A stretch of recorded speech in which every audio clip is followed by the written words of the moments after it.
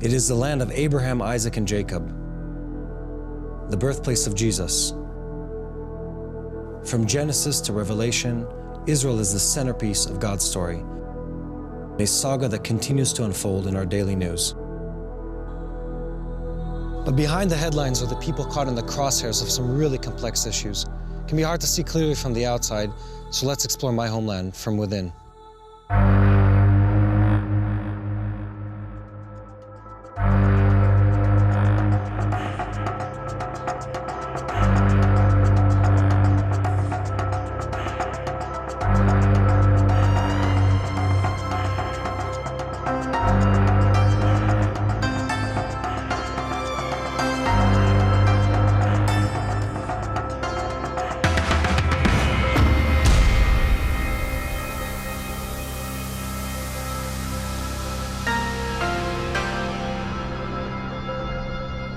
Israel is an uncommon nation with a history of producing uncommon heroes. From Moses and Gideon to King David and Queen Esther, unusual tales of heroism are the trademark of the Jewish people. Here are 3 stories that demonstrate how this legacy continues today.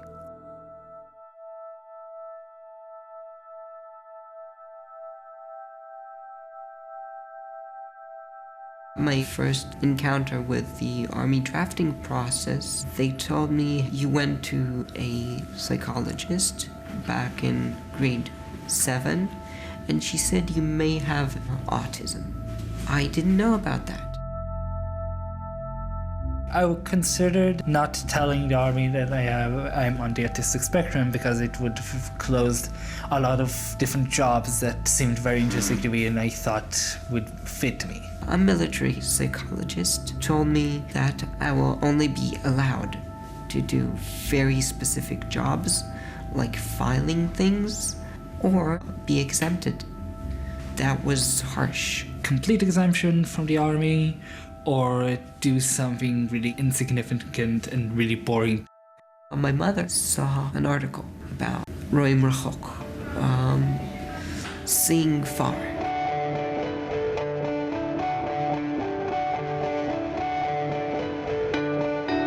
Our commanders in the intelligence corps of the IDF have been wise enough to understand that this program was important enough for Israeli society and for the IDF to invest in.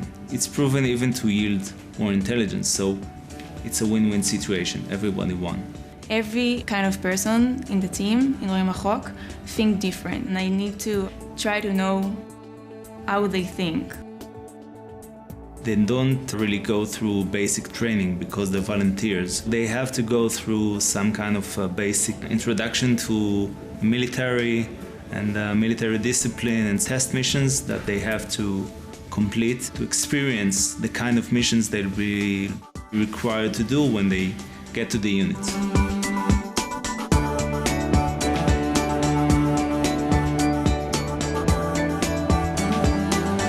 This program teaches us a lot about how we can overcome obstacles, we can overcome organizational obstacles, we can overcome our initial fears. Until this program, it wasn't so clear for everyone. It's a basic high-tech job. For a curious person, it's a really good job. Treating information, dealing with information. It's not really what people think when they hear that I work in my unit. They think I'm doing all kinds of really secretive Hollywoodic stuff. It's not phoning people or something. All our teams are very small because we have so many missions. Sometimes the assignments are harder than other ones. Eventually you do the job and you felt you did something, you had an impact. Even if it's a small amount, and like you do a bunch of assignments and slowly but surely you feel the impact being larger. They surprise me a lot because they ask me questions about things that I don't know the answer immediately. So I need to figure out what is the answer and go back to them with the answer. Enlisting to the army, especially this position, really allows me to develop as a person. They want to be a part of the army. They want to be involved. The skills that they learn here in the army will serve them in in their lives. For the first time in my life, I felt like I had a social life. The friends that they will meet here will be friends for all the rest of their lives. I made a lot of friends. Like, to me, maybe to other people it's not that much, but to me it's a lot because it's completely different from the rest of my life. And I felt that this is where life begins to be much better. They're very, very, very different, but they're amazing. Like, I really love them. I'm very lucky to be a commander in this group. It's important to know that we can incorporate a much wider array of persons into our community, into our economy, and into our security system, into our military. It's actually one of the better decisions I made so far in my life. People on the autistic spectrum can do significant work, I think in many fields. I'm very lucky to meet these soldiers and be with them every day. I think we're doing a job that definitely has its significance. I have enough curiosity for this job to keep me going. I really wanted to be an important part of the military. I wanted to give a part of myself to the country.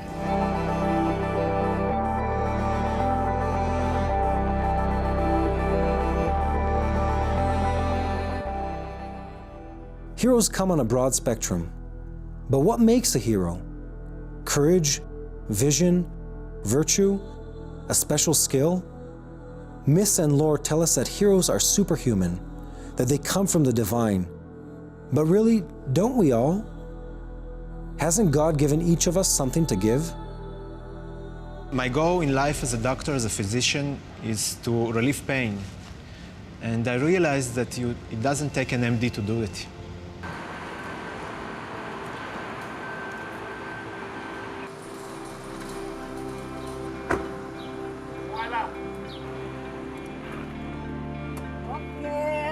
Everybody said, what are you, a cuckoo?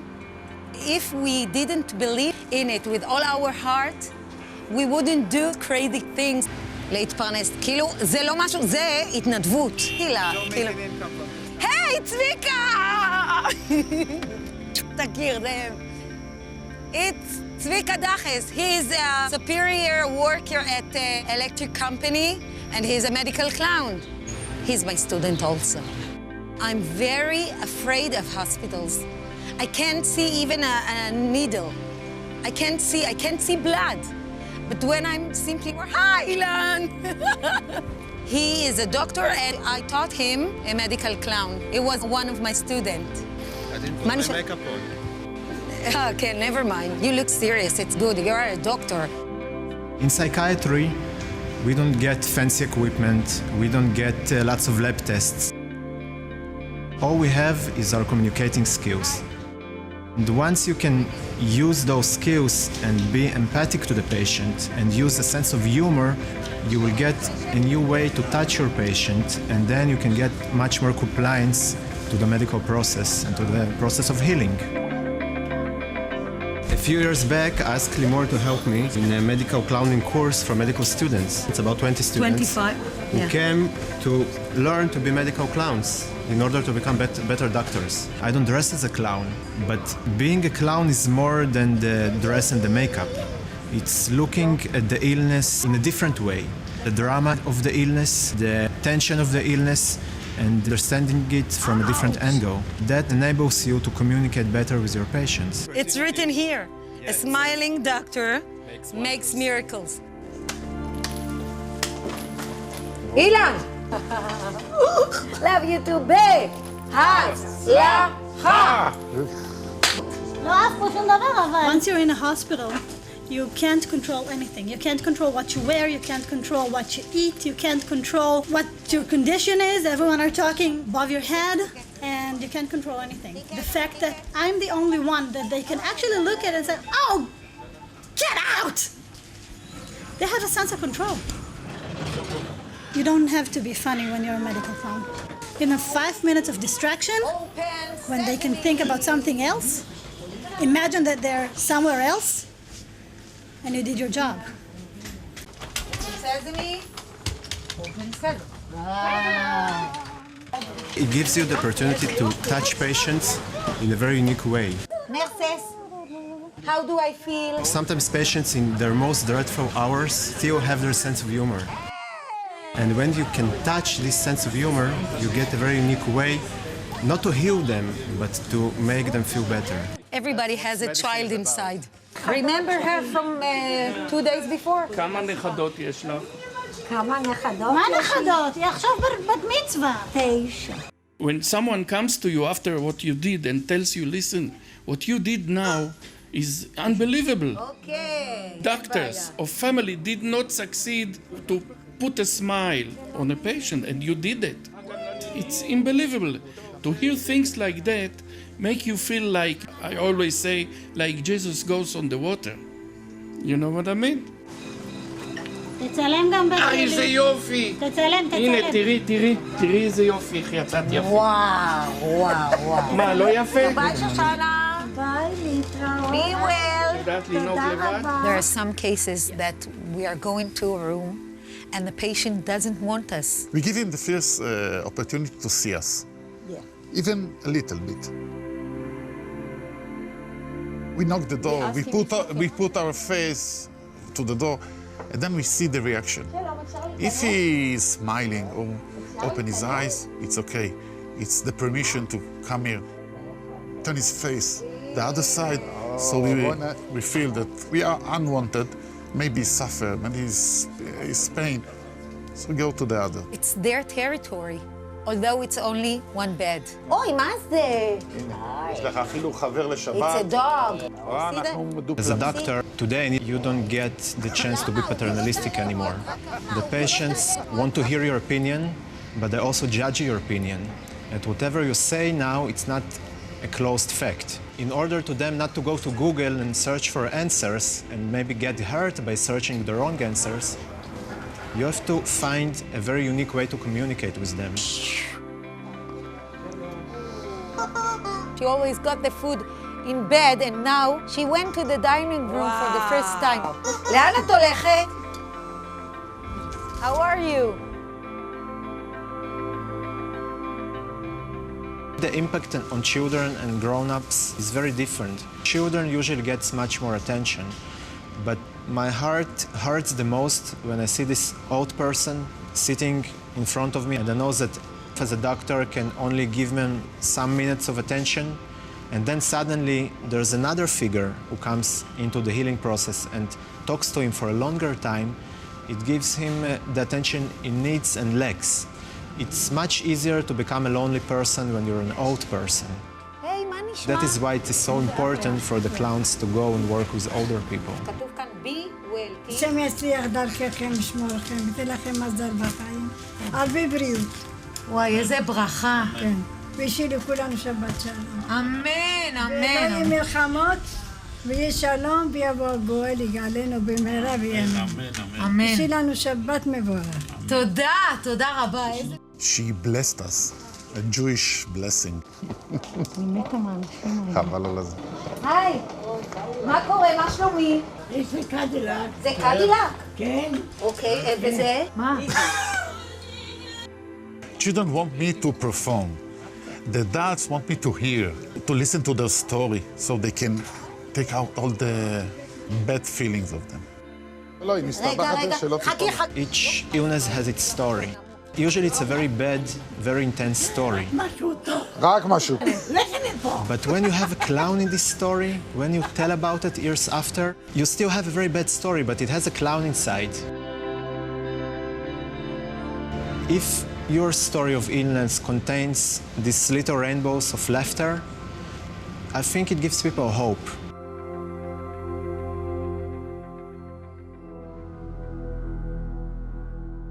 Where I'm from, anyone can be a hero. You can find them in classrooms, courtrooms, and occasionally in clown suits. Some heroes are born from ingenuity, others are born from adversity, but the common link is an uncommon drive to make the world a better place.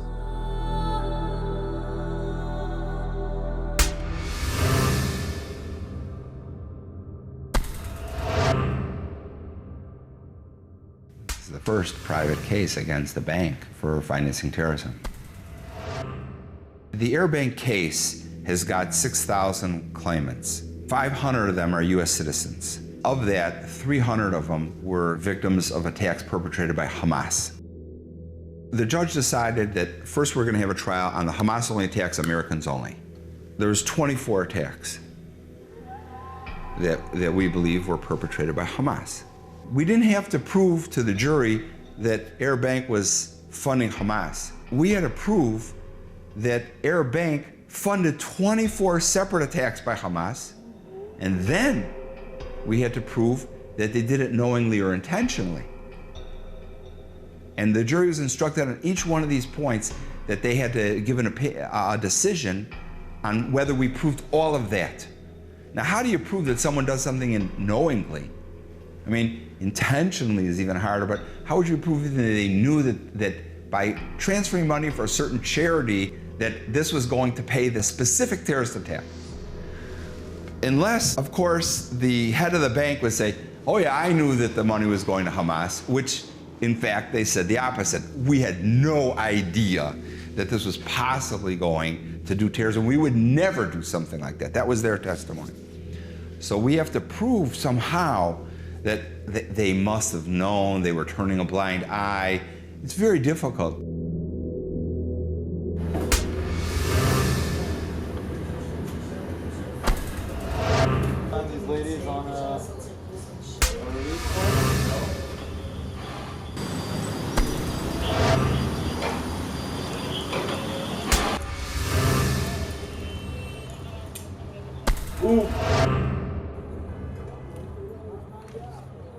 Makes me angry that people can hurt others. The idea was, as attorneys, to represent victims of international crime on a contingency basis so that the clients have no responsibility to pay any legal fees or costs. The lawyers carry that on their shoulders. Where that red roof is was the horrible attack on the Dolphinarium. We have most of the clients from that attack. Really? Suicide bombing, all teenagers were killed. My mission is to help create the law that will empower victims to exercise and implement and enforce their rights. Prior to being here, we were located right across from the American Embassy up the road. And of course, you know, there was a big suicide attack at Mike's place, which is next door to the embassy. So that was like across the street from our office. The particular victims that we deal with are those who are victims of international crime, such as genocide, terrorism, crimes against humanity, and war crimes, torture, human trafficking, slavery. And terrorism can be anywhere at any time. 5,000 people were killed and 10 to 15,000 people injured by chemical attacks that lasted almost 20 hours in 1988 in Iraq. The world has been silent about it. They're all dying, the ones who are surviving. I mean, I have 4,000 clients, 3,000 are dead. And the 1,000 that are living are every month someone's dying and they're suffering. There's not been funds to give them the medical treatment they even need. Nothing was ever done for those people. Yes, finally Saddam Hussein was hung, Chemical Ali was found guilty and hung, but those attacks were perpetrated because someone supplied the weapons.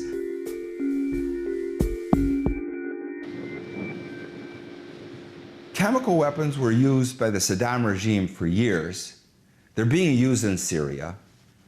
None of those countries had the ability to produce those chemical weapons themselves. The technology, the precursors, it all came mostly from European companies. Why were they able to keep on doing it till today? And today, who's going to end up with chemical weapons? It's ISIS, it's Al-Qaeda. How are these companies able to continue? Because they have impunity. Why do they have impunity? Because, as an example, under German law, corporations cannot be held criminally liable. One of the things that I see over and over from hundreds and hundreds of clients, until there's some kind of recognition that someone has to pay for what was done. I don't mean money, but someone has to be held accountable. There's this hole in their soul that they haven't been recognized. They haven't been counted. No one's acknowledged. But when there's that acknowledgement, they can move to a different space. You'd be surprised who the perpetrators are. The perpetrators include very reputable corporations in Europe that are dealing not only in chemicals and steel and so on, but are dealing in tourism and other things. The people are going to vacations that are run by one of the major suppliers that built the chemical weapons factories. The largest chemical weapon factories in the world during the Cold War were built in Iraq for Saddam Hussein, and he used them. The oxygen for terrorism is money. There'll always be crime, but when crime is able to be well funded like this, and we're talking hundreds of millions of dollars. Think about terrorist organizations in Syria that are fighting, the really radical ones. How do they pay the salaries to all the people and take care of all the families of the people who've fallen, just like a state would? And how do they run law enforcement in the territory that they've seen, and school systems and collecting the garbage? How much do those weapons cost? I mean, they're using heavy weapons. So you're talking of billions or hundreds of millions of dollars. My background was international tax, so I understood everything of how money moves internationally through tax havens, through bank secrecy laws in legitimate ways. And I also knew how criminals use those same networks. I had a unique perspective because the lawyers who had dealt with it prior to that didn't have my background. I just viewed it all as a business. You have corporate culture, recruitment, supplies, product, and you have finance. It's a bloody business, but it's a kind of business. And because their finance needs to be clandestine, I understood that they move money just like other criminals through tax havens, which is extremely difficult to try to trace. I'm going to be in Congress on the 23rd and 4th. Those people who provide services and financing to them sometimes are in it for ideology, but sometimes they're not. They're just in it for the profit. For instance, banks laundering money for terrorists. We partner up with the other law firms, and we go after the profiteers or the financiers, and we try to link them to the damage that was caused by the support they gave to the criminals. There's resolutions by the General Assembly of the United Nations, one after the other, that victims have rights. Rights is this idea that you have a right, but the truth is that your rights aren't granted to you. Your rights have to be fought for. The jury's out for almost 3 days. They come back every so often, ask questions. The judge keeps calling us back. So of course we're nervous. Maybe the jury will rule on, there's 24 attacks, maybe 16 yes, 8 no. And I'm thinking, man, if I have one client yes and one client no, how devastating, that's gonna be. The judge calls us back and we think it's gonna be more questions. No, the jury's got a decision. One by one. On the attack on April so-and-so at the Dolphinarium, which is across the street here, the jury says, yes, Arab Bank is liable. On the attack at Cafe Moment in Jerusalem, yes. And as he's going through the list, one by one, I'm starting to cry. I'm just so choked up. It was really overwhelming. And the jury came back with 24 yeses on every attack. That was overwhelming.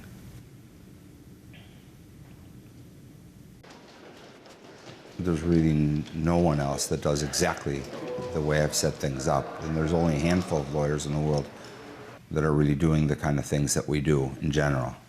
I didn't understand how difficult this would be when I started. I didn't understand how long it would take or how expensive it would be. So there's so many people that need help, but I go to where it looks like there's a crime that's been perpetrated.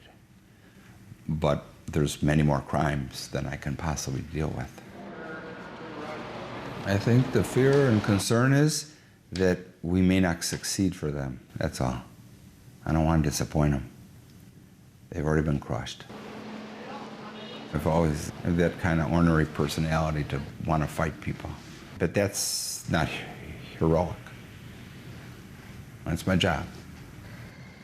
If I can move the law forward 1 inch, and if I can get justice and compensation for my victims, mission accomplished.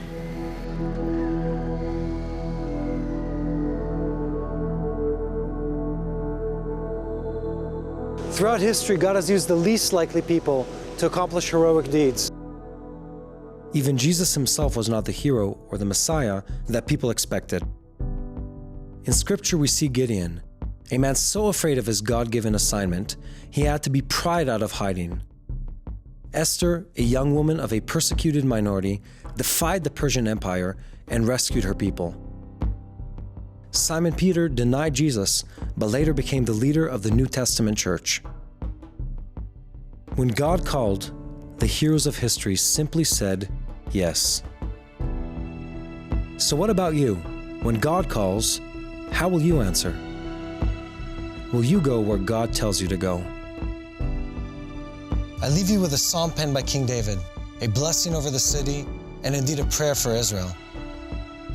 Pray for the peace of Jerusalem. May they prosper who love you. May peace be within your walls, and prosperity within your palaces. For the sake of my brothers and friends, I will now say, may peace be within you. For the sake of the house of the Lord our God, I will seek your good.